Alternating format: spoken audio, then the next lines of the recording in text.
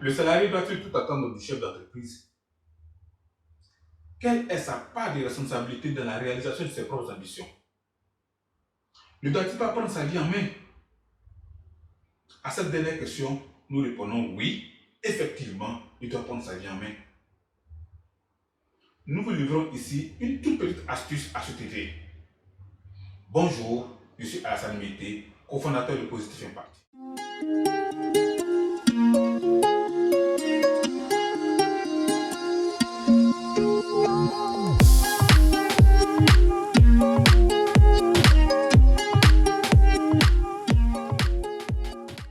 Comme je le dis souvent, tout le monde peut être entrepreneur, mais tout le monde ne sera pas entrepreneur. Il y aura toujours des personnes d'une part qui vont créer des entreprises et d'autre part des personnes qui vont travailler dans ces entreprises pour les faire vivre. Ceci est un phénomène qui existe depuis toujours et qui continuera toujours d'exister. Ce qu'il faut retenir, c'est que travailler pour quelqu'un, être salarié en d'autres termes, n'a rien de réducteur de notre être, ni de notre personnalité. Dans la position de salarié, nous pouvons construire notre vie et l'avenir de notre famille. Mais pour y arriver, nous ne devons rien attendre de nos employeurs. Oui, n'attendez rien de votre entreprise. Attendez tout de vous-même. Vous savez, l'entreprise dans laquelle vous travaillez en ce moment a été créée par une personne.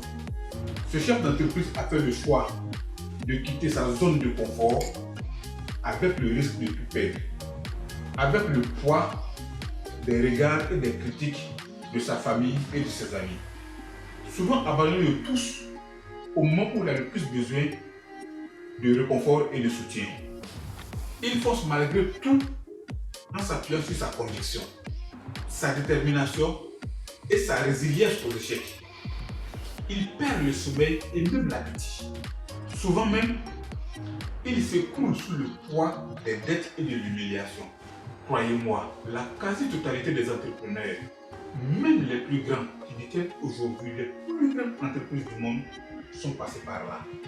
Alors, de vous à moi, pensez-vous que ces personnes vont faire tous ces sacrifices pour venir construire votre vie à vous, en tant qu'employé? Non, pas du tout. Ces personnes ont consenti tous ces sacrifices dans la seule et unique vision de se garantir une meilleure vie aujourd'hui, demain et après-demain. Pour elles et leur famille, c'est vrai, je ne nie pas le fait que de plus en plus, certains chefs d'entreprise créent de meilleures conditions de travail avec de très bonnes perspectives de carrière. Mais rassurez-vous, ce n'est que pour vous mettre dans de meilleures conditions pour que vous puissiez donner le meilleur de vous-même pour la réalisation de leurs objectifs. Et leur assurer à eux, leur famille, un mieux-être existentiel aujourd'hui et demain. Si vous attendez que votre entreprise vous aide à vous réaliser, vous n'allez jamais cesser de vous plaindre.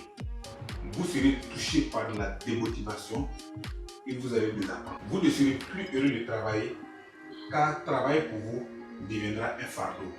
Vous serez toujours stressé et angoissé car vous attendez toujours tout de l'autre.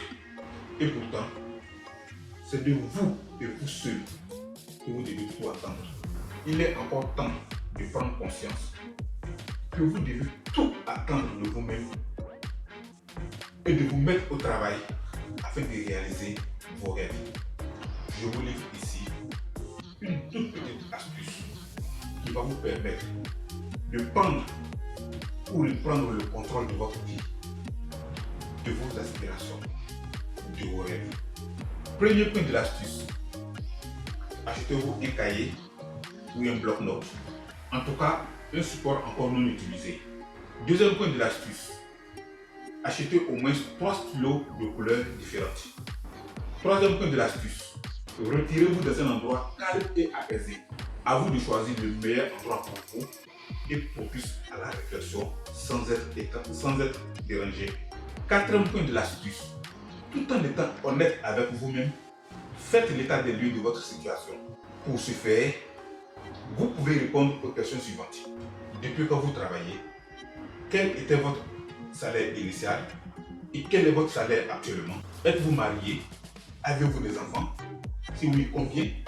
Depuis que vous êtes salarié jusqu'à ce jour, quels sont les changements qui ont eu lieu dans votre vie?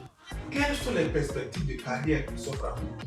Votre revenu actuel est-il lié à votre niveau d'études ou à votre expérience professionnelle? Êtes-vous sur le coup d'un prêt? Si oui, quelle est son échéance? Arrivez-vous à faire face à vos charges familiales et domestiques? Arrivez-vous à satisfaire aux besoins de votre famille? Sinon, pourquoi? Passez-vous assez de temps avec votre famille? Sinon, pourquoi? Avez-vous une bonne gestion de vos finances?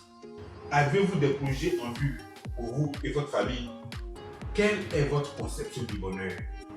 Quels sont les éléments qui, selon vous, participent au bonheur? Alors, sachez que la liste que je vous donne ici est très loin d'être exhaustive et elle n'est que indicative.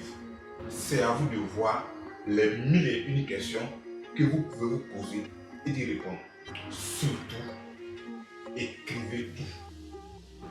Cinquième point de l'astuce. Après avoir fait votre autodiagnostic, faites le point de vos aspirations, vos rêves pour vous et votre famille. J'insiste sur vous et votre famille parce qu'aucun bonheur ne vaut celui qu'on a dans la structure familiale. Écrivez et décrivez ce à quoi vous aspirez pour votre famille. Pour ce faire, vous pouvez par exemple répondre aux questions suivantes. Dans quelle ambiance souhaitez-vous vivre avec votre famille? Qu'est-ce que vous prévoyez pour votre conjoint ou conjointe, pour vos enfants et vous-même? Quels sont vos rêves pour vous et votre famille? Quels sont vos projets à court, à moyen et à long terme? Vous êtes salarié et un jour vous allez prendre la retraite. Comment comptez-vous vivre vos vieux jours? Ou tout simplement, comment souhaitez-vous vivre vos vieux jours? Comme je l'ai dit tout à l'heure, chacun a ses réalités et sa vision du futur. C'est donc à chacun de se poser les meilleures questions et de donner les meilleures réponses tout en étant honnête avec soi-même. Moi, je ne donne que des indications. Sixième point de l'astuce. Maintenant que vous avez fait le point de votre situation actuelle et de la situation voulue, vous verrez clairement le gap entre les deux. Vous êtes à un niveau A et vous souhaitez atteindre le niveau B. Vous voyez clairement le grand fossé qui sépare les deux niveaux. Je vous dis, l'heure n'est ni à l'abandon ni au découragement. L'heure est plutôt à la prise de conscience et à l'analyse de la situation. Oui, vous devez analyser la situation en tenant compte de vos réalités personnelles et familiales, en tenant aussi compte du contexte socio-économique de votre entreprise, du pays dans lequel vous travaillez, bien sûr, tout en étant honnête avec vous-même. Oui, j'insiste bien, être honnête avec soi-même. Vous devez identifier clairement vos forces, vos atouts, tout ce qui pourrait militer en votre faveur pour faciliter votre migration du point A, du niveau A au niveau B. 2. Vos faiblesses, vos lacunes, tout ce qui pourrait vous militer en votre défaveur pour votre migration du niveau A au niveau B. 3. Les éléments venant de l'environnement autour de vous qui pourraient vous faciliter la migration du niveau A vers le niveau B. 4. Les éléments, bien sûr, de votre entourage, de votre environnement qui pourraient rendre la migration difficile pour vous du niveau A vers le niveau B. Par environnement, il faut comprendre tout ce qui ne dépend pas de vous et de votre famille. Septième point de l'astuce. Eh bien, maintenant que vous avez identifié clairement sans faux fiant votre niveau actuel que nous avons appelé niveau A, votre vision là où vous voulez arriver, que nous avons appelé le niveau B, et aussi les éléments qui militent en faveur ou en défaveur de votre décollage du niveau A vers le niveau B, vous allez maintenant prendre de grandes décisions. Il va s'agir pour vous d'identifier ce que vous allez faire pour réussir votre processus d'envol vers la réalisation de vos objectifs, de vos rêves. Pour ce faire, vous pouvez prendre des décisions telles que changer de comportement ou d'attitude, améliorer votre estime de soi, intégrer des groupes, des réseaux, ou carrément se retirer de certains groupes, se former ou faire une reconversion professionnelle, revoir ses pratiques et ses fréquentations, investir, créer votre propre entreprise, prendre un prêt bancaire, constituer une épargne, résoudre un conflit qui traîne ou un problème qui a été mis en stand-by, démarrer un projet ou abandonner un projet en cours. Je précise que ce n'est pas la solution que je vous donne, mais des orientations. Sachez que la solution standard n'existe pas. Ce qui est vrai pour X n'est pas forcément vrai pour Y. Tout simplement parce que X et Y ne vivent pas la même réalité.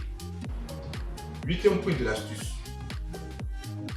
Une fois que vous avez dressé cette liste au 7e point de l'astuce, vous devez maintenant élaborer un plan d'action pour la mise en œuvre de vos décisions. À partir de cet instant, vous vous mettez au travail pour la transformation de votre vie. Sachez que aller du niveau A au niveau B ne sera pas chose facile.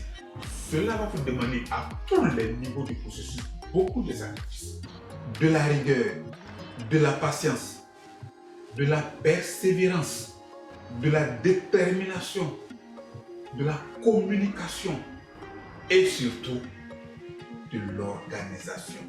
Enfin, pour conclure, je vous dis ceci. 1. Je ne vous demande pas de faire tout ce processus en un jour. Cela peut prendre des jours, des semaines, voire même des mois. Cela dit, il s'agit de votre vie. Si vous mettez plusieurs années avant de vous décider, de toute évidence, les résultats vont suivre. 2. Puisque vous avez tout écrit, je l'ai dit au départ, achetez un cahier ou un bloc-notes. Donc, vous êtes censé avoir tout écrit. Il sera facile pour vous de faire des ajustements et prendre en compte les implications que cela pourrait engendrer. N'oubliez pas que les besoins des êtres humains changent avec les circonstances. Cela participera à l'établissement d'une meilleure communication dans votre cellule familiale et aussi à une prise de décision inclusive. Alors, une petite question. Avez-vous déjà mené un tel processus de réflexion sur votre propre vie? J'espère que la réponse est oui. Sinon, je vous pose la question suivante. Pourquoi voulez-vous que ce soit l'autre, votre employeur, qui le fasse à votre place?